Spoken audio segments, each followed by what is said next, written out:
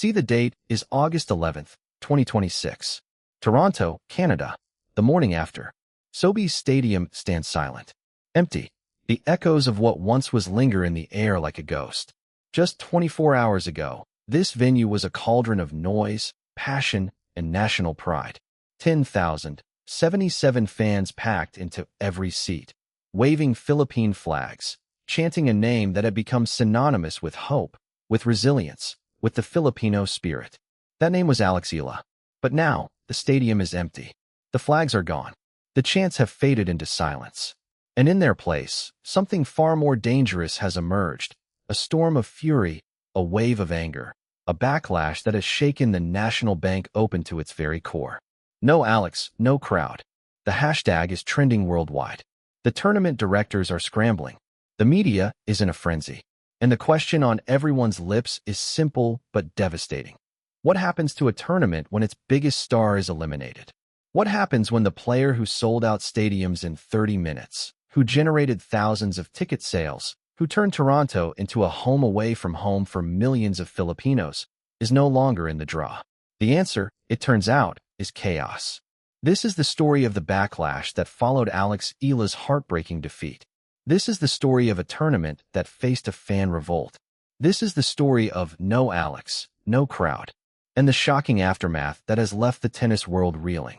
To understand the fury of the backlash, one must first understand the magnitude of the phenomenon that preceded it. Alexandra Eala did not just play tennis in Toronto. She transformed the tournament. She turned a routine WTA 1000 event into a cultural celebration. She brought the Philippines to Canada, and she did it in a way that no one had ever seen before. When Eala's appearance at the National Bank Open was announced, the phones at the tournament office began ringing immediately. Tickets for her first match against American Alicia Parks sold out in just 30 minutes. Not hours, not days, 30 minutes. Tournament director Carl Hale later revealed that Eala had generated upward of 5,000 ticket sales, making the originally assigned 2,800-seat grandstand court far too small for her Canadian Open appearance. Organizers were forced to move her to center court, a 10,077-seat stadium. And even that sold out. For the first time in 2 decades, the opening Wednesday night match at the National Bank Open was a complete sellout. The scenes inside the stadium were unlike anything Toronto had ever witnessed. The crowd was a sea of Philippine flags, thousands of them waving in unison. There was a dinosaur superfan waving a Philippine flag.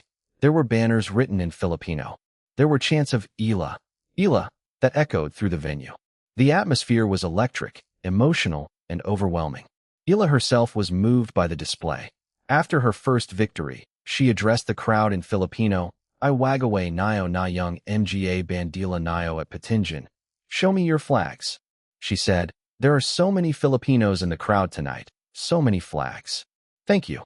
The Filipino community in Toronto had turned out in full force. According to the 2021 Canadian census, there are more than 250,000 people of Filipino descent living in and around the Greater Toronto Area. They came not just to watch tennis, but to celebrate their culture, their identity, their place in the world. One fan famously said during Eala's match against Caty McNally that they wanted to be Filipino for tonight. Eala later reflected on that moment. "That stuck with me." Someone from the crowd said they wanted to be Filipino tonight. The tournament itself embraced the phenomenon. Organizers added Filipino dishes, including adobo, to the food stands around Sobeys Stadium. They scheduled a first-round doubles match on center court for the first time in tournament history to accommodate Eala and Venus Williams. The WTA itself coined a new term, Eala Mania. The National Bank Open had never seen anything like it, and neither had the tennis world. But the phenomenon was not just about ticket sales and food menus. It was about something deeper. It was about representation. For the Filipino community in Toronto, in Canada, in North America, seeing Eala on center court was a moment of validation. It was proof that they belonged. It was proof that their culture mattered. It was proof that their dreams were valid. And they were not going to let that moment go to waste. Eala understood this responsibility. She embraced it. She spoke in her native language during interviews. She acknowledged the support she received from Filipino fans worldwide. She understood that she was not just playing for herself. She was playing for a nation. It's important to me because I don't see a lot of Filipinos on the worldwide tennis stage, she had once said. Now, she was changing that. She was showing young Filipinos everywhere that they belong on the world stage, that their dreams are valid, that their voices matter. But with the overwhelming support came controversy. The Filipino crowd's passionate energy was not universally welcomed. Some critics accused the fans of violating traditional tennis etiquette. There were complaints that fans were shouting during points, cheering at inappropriate moments, and creating an environment that was too loud, too disruptive, too chaotic. A Philippine news outlet reported on the lack of etiquette from some pro-Eala fans during her match against Alicia Parks. Another article noted that some viewers criticized fans for shouting during points, arguing that the noise went against traditional tennis etiquette and could distract the players. The criticism was not limited to fans.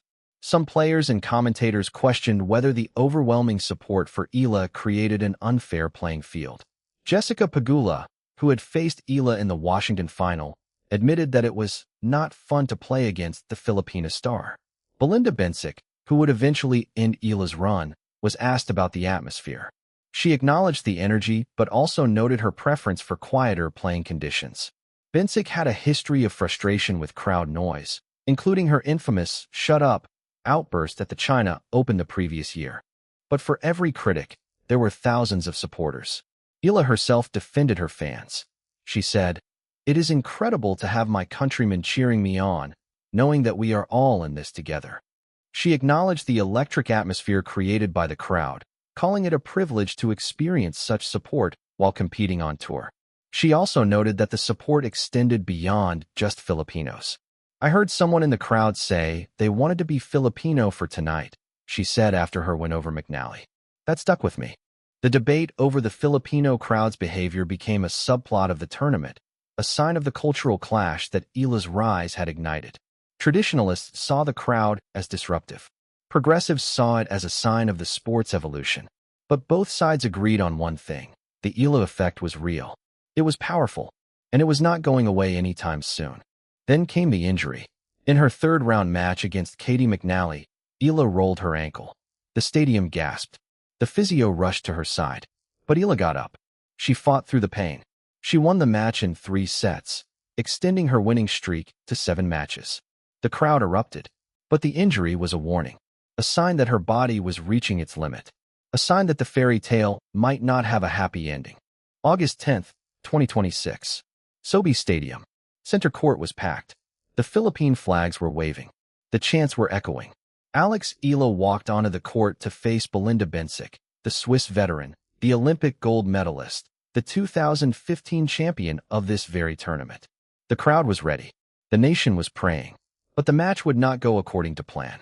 Bencic was clinical. She was ruthless. She dismantled Eala's game with precision and power. The first set ended 6-4. The second set was a disaster for Eala, a 6-0 bagel. The match ended in just 1 hour and 13 minutes. Eala's 7-match winning streak was over. Her Toronto dream was shattered. Bencic had done what no one else had been able to do during the North American hardcourt season.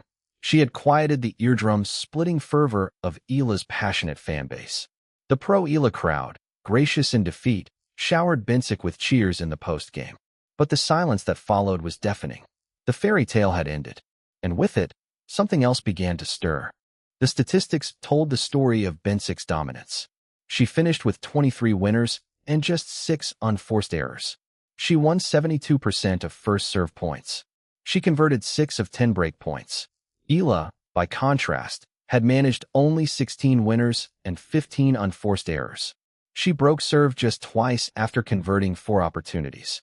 The fatigue and the injury had finally caught up with her. The dream was over. But the loss was not just about tennis. It was about the end of something bigger.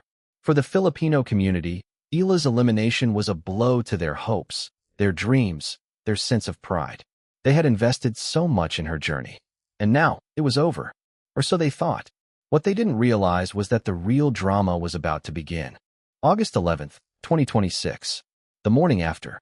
The news of Eala's defeat spread quickly across the Philippines and around the world. Social media was flooded with messages of heartbreak, disappointment, and anger. But the anger was not directed at Eala. It was directed at the tournament, at the organizers. At the sport itself, the hashtag #NoAlexNoCrowd began trending within hours. Fans expressed their fury at the prospect of continuing the tournament without their hero. "What's the point?" one fan wrote. "The tournament was only exciting because of Alex." Another said, "I bought tickets for the finals, but now I don't even want to go." A third fan posted a photo of an empty stadium section with the caption, "This is what the tournament will look like without Alex." The backlash was not just online. Ticket sales for the remaining matches reportedly plummeted. Fans who had purchased tickets for later rounds demanded refunds. The tournament's social media accounts were flooded with angry comments. The tournament director, Carl Hale, who had earlier praised Eala's impact on the event, now faced a crisis. He had said, "We've never seen a player ranked outside the top 5 have this type of effect." But now, the effect was turning negative. The very phenomenon that had made the tournament a success was now threatening to undermine it. Hale had also said, "What Alex has brought to our event is just extraordinary. The energy she brought to the stadium, the passion of her fans, it's something we've never seen before. She's a blessing to the sport of tennis and to our tournament." But now, he had to deal with the consequences of that blessing. The fans who had filled the stadium were now filling the comments section with fury, and the tournament was scrambling to respond. The financial impact of Eala's elimination was immediate and devastating. According to reports, Eala had generated upward of 5,000 ticket sales on her own. Her matches had sold out in record time. Her presence had driven merchandise sales, food sales, and media attention.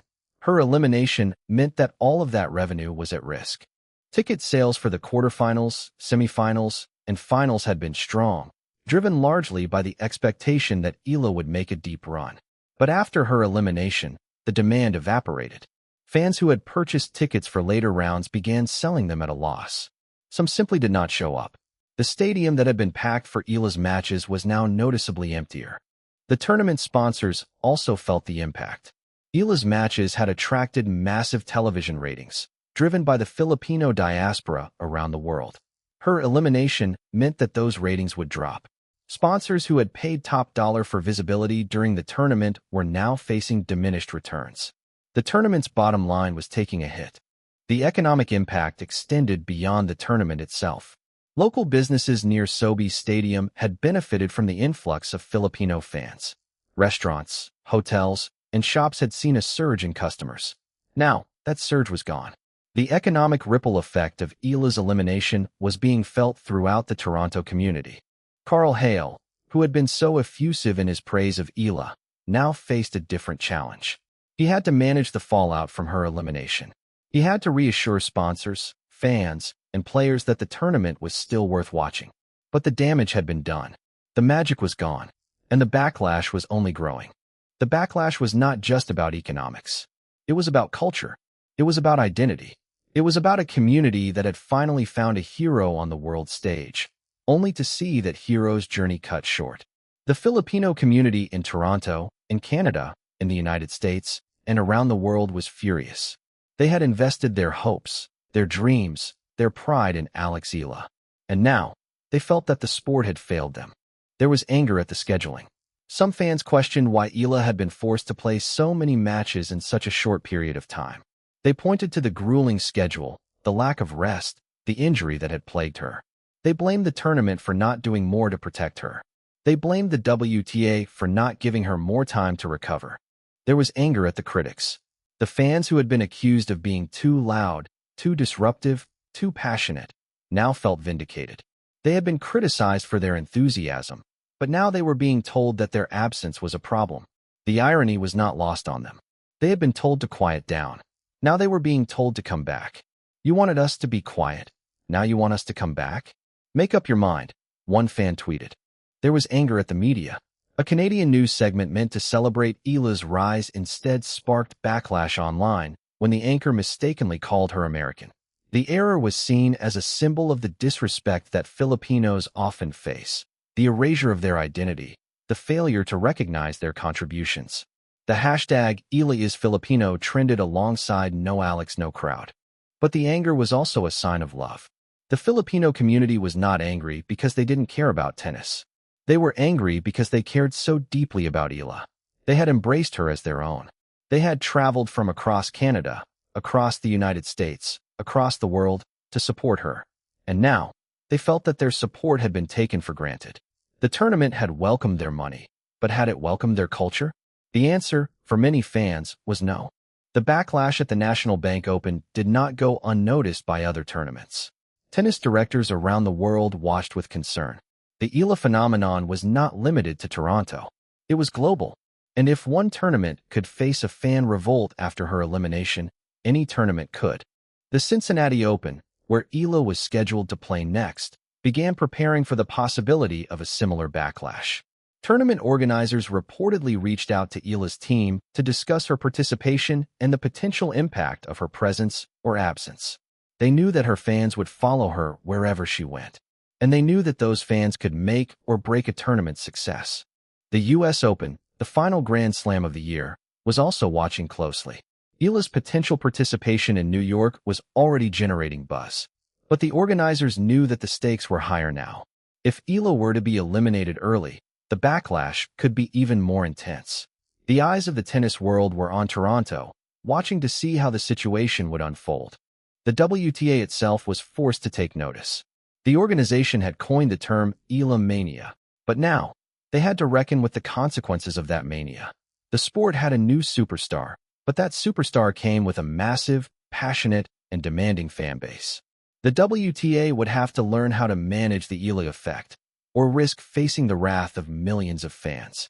The lessons of Toronto were clear. The Eala phenomenon was not just a story. It was a force of nature. It could sell out stadiums. It could generate millions in revenue. But it could also turn on a tournament in an instant. The fans who had filled the stadium were the same fans who were now demanding accountability. And tournaments around the world were taking notes. To truly understand the backlash, one must listen to the voices of the fans themselves. They are the ones who filled the stadiums. They are the ones who waved the flags. They are the ones who chanted her name. And they are the ones who are now demanding answers. Maria Santos, a nurse from Mississauga, Ontario, traveled to Toronto with her family to watch Eala's matches. "We drove 3 hours to get here," she said. "We bought tickets for the semifinals because we believed she would make it. Now, we don't even want to go. It feels like a betrayal." When asked what she meant by betrayal, she replied, "The tournament didn't protect her. They pushed her too hard. They didn't give her enough rest. And now she's gone. What's the point?" Jose Reyes, a construction worker from Toronto, attended all of Eala's matches. "I've never watched tennis before in my life," he admitted. "But when I heard about Alex, I had to come. She's our pride. She's our hope. And now, they took her away from us." When asked who they were, he replied, "The schedule, the pressure, the injury, all of it. They didn't care about her. They only cared about the money." Anna Cruz, a student from Vancouver, traveled across the country to support Eala. "I saved up for months to come here," she said. "I bought a plane ticket. I booked a hotel. I bought tickets to 3 matches. And now, I don't know what to do. I feel like I wasted my money. I feel like I wasted my time." When asked if she would come back next year, she hesitated. "I don't know. If Alex is here, yes. If not, what's the point?" These voices represent thousands of fans who invested their time, their money, and their emotions in Alex Eala. And now, they are demanding to be heard. They are demanding accountability. They are demanding that the tournament and the sport as a whole recognize the power of the Eala phenomenon. And they are not going to be silent. The backlash at the National Bank Open is not just a temporary crisis. It is a sign of something much bigger. It is a sign that tennis is changing. It is a sign that the sport is becoming more global, more diverse, more passionate. And it is a sign that the old ways of doing things are no longer enough. Alex Eala represents a new generation of tennis players. Players who come from countries that have never had tennis stars before. Players who bring with them millions of fans who are hungry for representation, hungry for success, hungry for validation. These fans are not traditional tennis fans. They do not care about etiquette.